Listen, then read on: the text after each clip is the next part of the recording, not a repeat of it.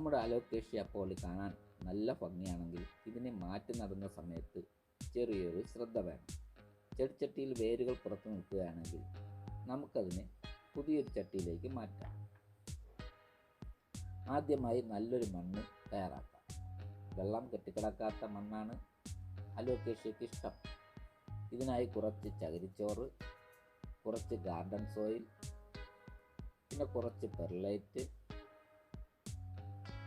കുറച്ച് river sand, കുറച്ച് ചാണകപ്പൊടി ഇവയെല്ലാം ചേർത്തൊന്ന് മിക്സ് ചെയ്തെടുക്കാം.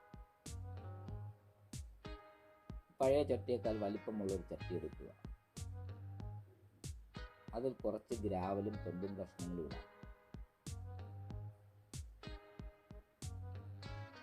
അതിന് പകുതിയോളം തയ്യാറാക്കിയ പോട്ടി മിക്സ് നിറയ്ക്കുക. ഇന്ന് പഴയ ചട്ടിയിൽ നിന്ന് അലോക്കേഷ്യ പിഴുതെടുക്കാം. പുതിയ ചട്ടിയിൽ വെച്ച് വശങ്ങളിൽ തയ്യാറാക്കിയ പോട്ടി മിക്സ് വെച്ച് ഉറപ്പിക്കാം. നട്ടുകഴിഞ്ഞാൽ ഉടനെ നന്നായി വെള്ളമൊഴിക്കണം.